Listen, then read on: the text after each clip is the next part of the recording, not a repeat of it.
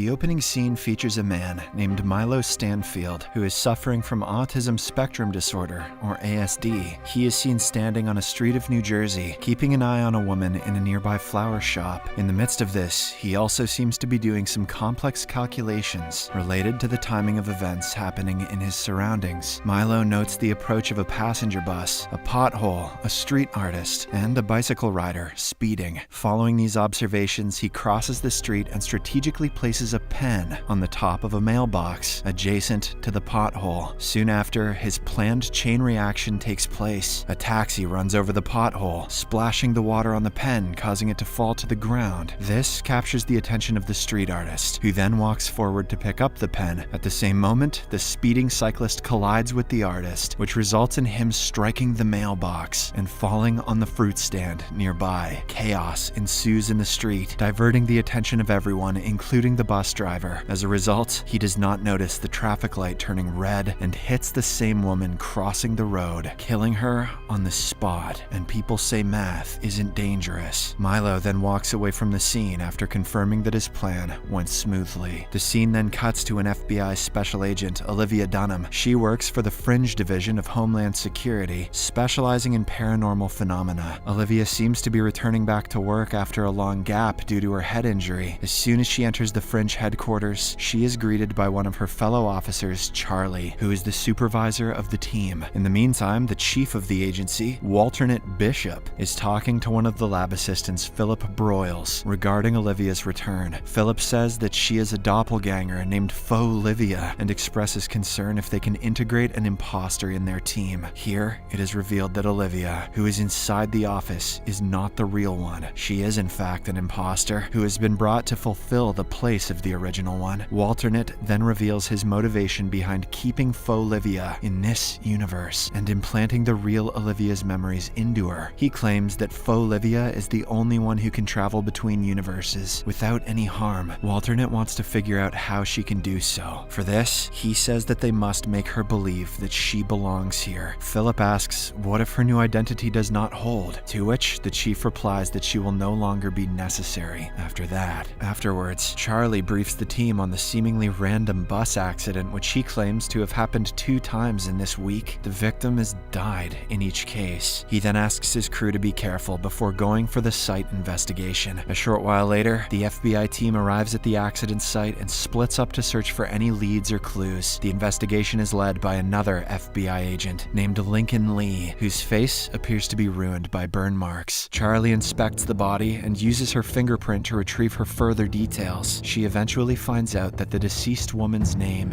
is Julian Foster. Meanwhile, Olivia questions the bus driver, who is shaken by the incident, as he has never even hit any birds or animals until now. Simultaneously, Agent Lee tests for any signs of environmental factors but finds nothing. However, he does find the same ballpoint pen at the scene. After inquiring with the eyewitnesses, Olivia approaches Agent Lee and tells him that the local artist had bent down to pick up the pen, during which he collided with the bicycle rider and fell into the fruit stand. Upon hearing this, Agent Lee speculates that the pen is the main element that created a sequence of reactions, ultimately leading to the victim's death. The next day at Fringe headquarters, Agent Lee and Charlie are trying to find out a connection between the bus accidents that happened in the 2 days. Agent Lee spots the same ballpoint pen in the photo of the first accident, which makes him even more convinced that someone has orchestrated the chain of events. Following this, they go to talk to a mathematician of the Fringe agency, Astrid, and tell her about the events. However, she claims that no human can carry out such a chain of events and mold it in his or her favor twice. Amidst their argument, another similar bus accident takes place, leaving Astrid in shock. 2 + 2 equals you get hit by a bus. The FBI agents immediately rush to the site and find that the victims are still alive this time. Upon questioning the bystanders, they learn that a dog suddenly crossed the road, causing the bus to lose control. Just then, Olivia notices a similar ballpoint pen rolling down in the ground, which makes her realize that the chain of events is not over yet. She looks around and spots a suspicious Milo looking down from an overhead bridge. Moments later, a man wearing earbuds walks walks forward to cross the street, only to be hit by an oncoming ambulance. I guess the paramedic needed to hit his quota. With her suspicions confirmed, Olivia alerts her team and races towards Milo. Seeing this, the latter instantly calculates another series of events and throws a bicycle off the bridge. This prompts a bus to change its path and drive right under the overhead bridge. Olivia holds him at gunpoint, threatening him to surrender, but Milo jumps off the bridge, lands on the bus's roof, and gets away. Milo is the bus whisperer. After this event, Milo returns home to find his sister Madeline worried for him. She tells him that she has been getting numerous calls from the hospital, but he ignores her. She then tries to convince him to surrender, claiming that he has gone way too far. However, Milo anticipates her actions and completes her sentences, effectively silencing her. Not long after, Madeline shows him a small plastic horse toy, a reminder from their mother. This makes him feel uneasy, and he walks away, saying that it is irrelevant now. On the other hand, Agent Lee is taken to the hospital for his regular skin checkup. Before entering the burn chamber, he asks Olivia to focus on finding commonalities among the 3 victims. Heeding his instructions, Olivia returns back to headquarters and starts talking to the witnesses of the accidents. After a bit of inspection, she discovers ties between the 3 victims and a medical center. All 3 of them were directly or indirectly related to this center. She shares her discovery with Charlie, and the two immediately head to this very medical center. Upon arriving there, Olivia notices that one set of patients are using the same ballpoint pens, as they are unable to cope with digital devices. iPads make them eye-mad. Later, they meet Dr. Levin, a chief doctor who recognizes all 3 victims of the bus accidents. After briefing them on some details about the victims, Dr. Levin explains that they have been helping mentally challenged patients with experimental processes to boost their intelligence. He also shows them video footage of their patients, in which Olivia spots Milo. Upon inquiring about him, Dr. Levin responds that he is one of their patients who also went through the same drug trial that boosted his IQ exponentially. He goes on to say that Milo was released from the hospital under supervision of his sister, and that he was scheduled to return back in order to reverse the experimental process. But now he is not responding to their calls, and he is killing everyone who is trying to take control of him. After learning about Milo's sister, the FBI agents decide to pay her a visit. Unbeknownst to them, Milo is keeping a close eye on Olivia, noting every single pattern of her movements and predicting her next move. Later on, Charlie and Olivia arrive at Milo's place, where they are greeted by Madeline. They ask her about Milo's whereabouts, but she claims to be unaware of them. Sensing that she is hiding something, the agents tell her about the crimes he has committed and how dangerous it is to let him roam free. While Charlie goes to investigate Milo's room, Olivia shares about her late sister, revealing how they used to care for one another. This comforts Madeline enough to share more details about her brother. She explains that Milo is able to predict the outcome of numerous events down to the smallest detail, and that she can break Milo's concentration only by showing him the toy horse. Whenever he sees Bullseye, he gets a Woody. Olivia eventually manages to persuade her to disclose anything she knows, emphasizing that they are concerned for civilians, as well as Milo's safety. Madeline then hands her a note revealing the location of the hotel that Milo is currently staying at. After this, Olivia and Charlie discuss plans with Astrid on how to capture Milo. However, they soon realize that any plan would be futile because he can predict their every move. As a result, they opt to approach the hotel directly without any backup. I don't know how that's going to help, but they know best. In the meantime, Milo is seen at his hotel room, looking down through the window and envisioning scenarios that are going to happen in the next few minutes. With his ability, he predicts that Olivia and Charlie will arrive soon and that they will chase him. He also calculates that he can kill Olivia by luring her through a marked zone of a construction site where the air is too thin and crushing her under a load of cement bricks. Just like he predicted, the 2 FBI agents arrive at the hotel and find Milo waiting for them in the street. He then runs towards the construction while the agents pursue him. Olivia, who is unaware of the warning signs for the thin air zone, races through it instead of of stopping to put on a respirator. This actually makes Milo's calculation wrong. He didn't think she'd be that dumb. In addition, she also dodges a pile of cemented bricks, which Milo assumed would crush her. The villain is shocked to witness his calculation going wrong and is ultimately caught by her. At this point in time, Olivia nearly asphyxiates herself due to the low level of oxygen, but thankfully, Charlie arrives in the nick of time and helps her with a breathing apparatus. In the aftermath of these events, Charlie asks Olivia about why she did not stop to put on a respirator, to which she responds that she did not recognize the warning sign. Later on, Olivia brings Madeline to the hospital, where Milo is seen interacting with a supercomputer. According to the doctor, the IQ-boosting drug has been in Milo's brain for too long, due to which they are unable to carry out the reversal process. Now, his mind has become so advanced that only machines can comprehend his thoughts. Saddened by this news, Madeline goes inside the room and leaves the toy horse in front of her brother. The same evening, Olivia is at her place when she experiences a vision of Peter, her boyfriend from another universe. He tells her that she does not belong to this universe. In order to back up his claim, he reminds how her lack of knowledge regarding this universe saved her life earlier. According to him, she would have died if she had recognized the warning signs and stopped there. Peter encourages her to try recalling all of her memories and also kisses her